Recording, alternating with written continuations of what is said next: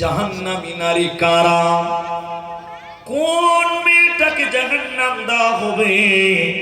কোন মেয়েটা জাহান্নাম যাবে? জাহান্নামী নারী কারা? কোন মেয়েটাকে জাহান্নাম দেওয়া হবে? কোন মেয়েটা জাহান্নাম যাবে? মায়েদেরকে একটা হাদিস শোনায়, জাহান্নামী নারী কারা? কোন মেয়েটাকে জাহান্নাম দেওয়া হবে? কোন মেয়েটা জাহান্নাম যাবে? এটা মুসলিম শরীফের ভিতরে নবীজি বলেছেন, দুই শ্রেণী মানুষকে আল্লাহ জাহান্নাম দেবে, আমি বিশ্ব নবী তাদেরকে দেখি না। নবীজি দেখেননি মানে নবীজির জামানায় ছিল না। দুই শ্রেণী মানুষের ভিতরে দ্বিতীয় নম্বর নবী বললেন মহিলা, নিসাউন কাসিয়াতুন আরিয়াতুন মুমিলাতুন মাইলা। আল্লাহর নবী বলেন এক শ্রেণী নারী যাদেরকে আল্লাহ জাহান্নাম দেবে, ওরা জান্নাত তো দূরের কথা, জান্নাতের ঘ্রাণও পাবে না, দেবে না, মিলবে না। সেই নারীরা কারা?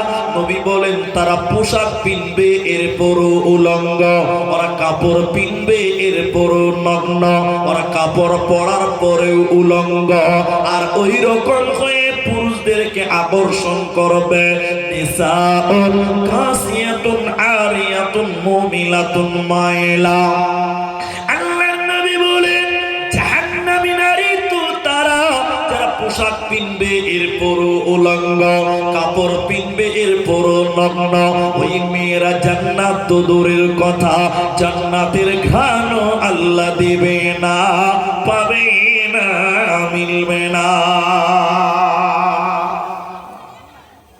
এখন আপনাদের সঙ্গে আমার 2 মিনিটের বুঝার আছে। কাপড় পরার পরে উলঙ্গ, ওইরকম উলঙ্গ মেয়ে এলাকাতে নাই? অনেক আছে। আপনাকে দেখায় মুসলিম বাঙালি মেয়ে, যারা মুসলমান বাঙালি মেয়ে, তারা দেখবেন শাড়ি কাপড় পরতে বেশি পছন্দ করে। শাড়ি কাপড় পরতে বেশি পছন্দ করে না?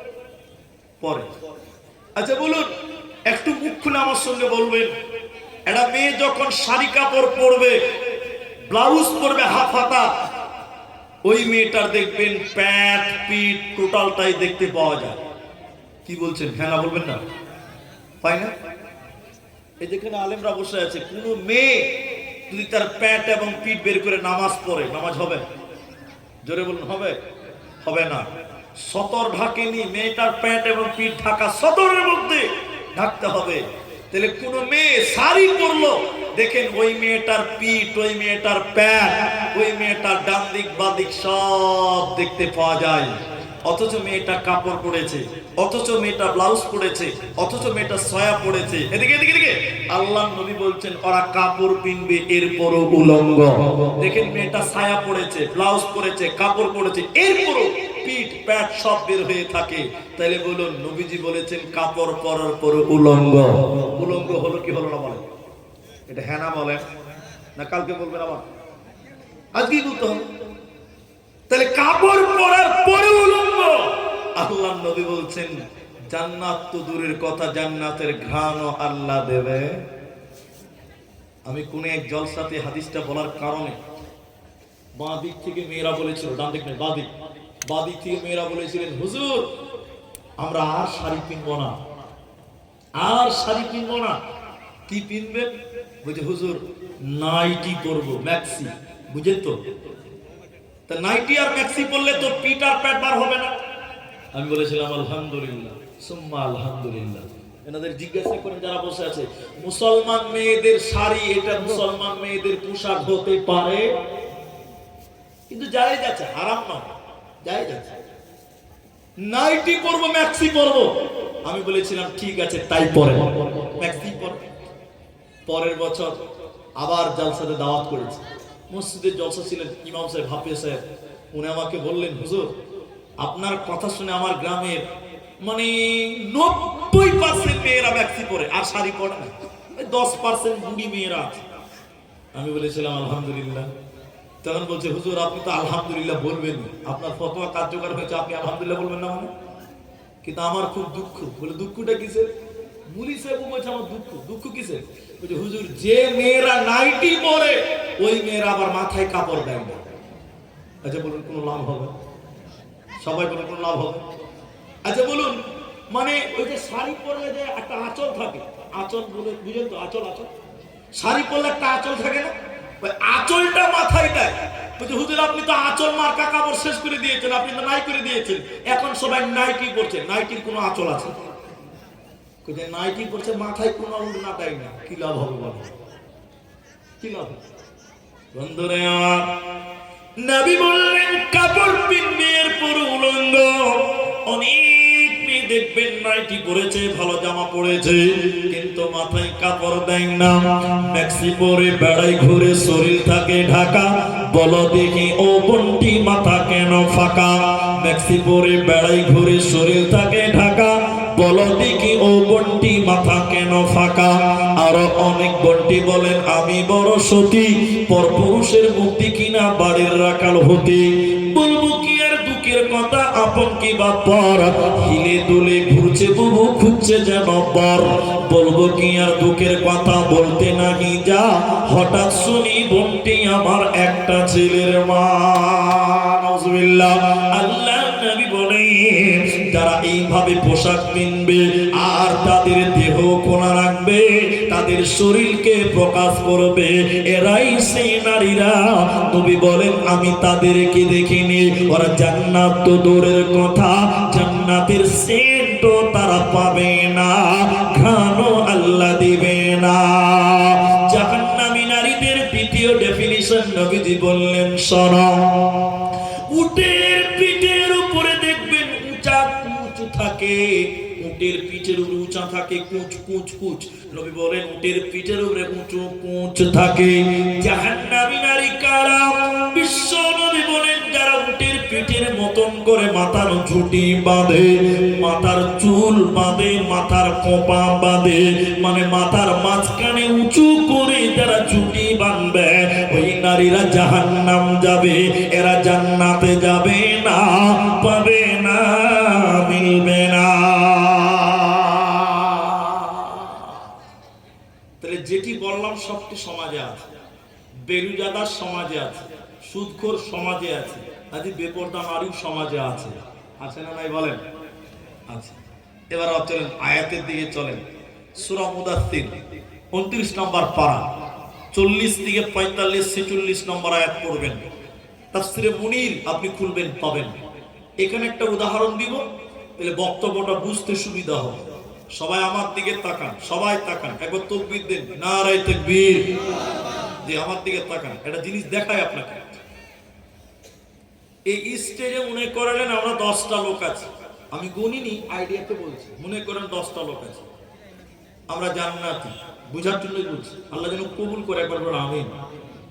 আমরা জান্নাতি। তো বলছে জান্নাতীরা যখন জান্নাতে চলে যাবে, জাহান্নামীরা যখন জাহান্নাম চলে যাবে, জান্নাতে কোনো টেনশন আছে ভাই? জোরে বলুন, কোনো চিন্তা আছে? এরা মুখ খুলে না, চিন্তা আছে? নাই, মাশাআল্লাহ, মুখ খুলে। তো জান্নাতে এখন নো চিন্তা, একদম নো টেনশন, নো ফরতি, নাকি নো চিন্তা। আমরা জান্নাতীরা এক জায়গাতে গল্প করব, গল্প গল্প গল্পতে সবকিছু হয়। গল্প করতে করতে করতে করতে গভীরে চলে যাব এক জান্নাতে। জান্নাতে হঠাৎ করে আল্লাহ জান্নাতীদের সামনে একটা পর্দা পেশ করবেন। পর্দা, পর্দা, এই যে মেয়েরা পর্দাতে দেখছি, পর্দা আছে তো, এরকম পর্দা পেশ করবেন। জান্নাতীরা পর্দা দেখে আমরা ভীতু সন্ত্রস্ত হয়ে থর থর করে কাঁপবে। পর্দাতে কি দেখতে পাওয়া যাবে? জাহান্নাম। সবাই বলুন কি দেখতে পাওয়া যাবে? জাহান্নাম। আমরা জান্নাতীরা জাহান্নাম দেখে ভয়ে থর থর করে কাঁপবে আর বলবে, ইনি বলবেন ওই যে আমার ভাই, ওই যে আমার ভাই, ওই জাহান্নাম চলে গেছে। হুট করে নিয়ে দিক থেকে বলবেন ওই যে ওটা আমার বোন, ওটা আমার বোন। সে জাহান্নাম চলে গেছে। হুট করে আরেকটা লোক বলবে, ওই যে ওটা আমার ভাতিজা, ওটা আমার ভাগনা, ও জাহান্নাম চলে গেছে। জান্নাতীরা জাহান্নাম দেখে শুধু একটাই কথা বলবে, কেন কেন কেউ কেন এদেরকে জাহান্নাম দেওয়া হলো কেন? কিন্তু কেউ এর কারণ বলতে পারবে না। আমাদের দেখেন, হঠাৎ করে আল্লাহ দেখেন জাহান্নামের গেটে একজন ফেরেশতা আছে। ওই ফেরেশতাটার নাম হলো মালিক। সবাই বলুন কি নাম? মালিক। মালিক ফেরেশতা দাঁড়িয়ে আছে, ওর নাম মালিক। এবার আমরা জান্নাতীরা বলবো, মালিক, ও জাহান্নামের দারোয়ান, তুমি বলো ওটা আমার ভাই, ওটা আমার বোন, ওটা আমার ভাগনা, কেন কেন জাহান্নাম গেল, কারণটা তুমি বলো। জাহান্নামের গেটম্যান বলেন, আমাকে কেন জিজ্ঞাসা করছো?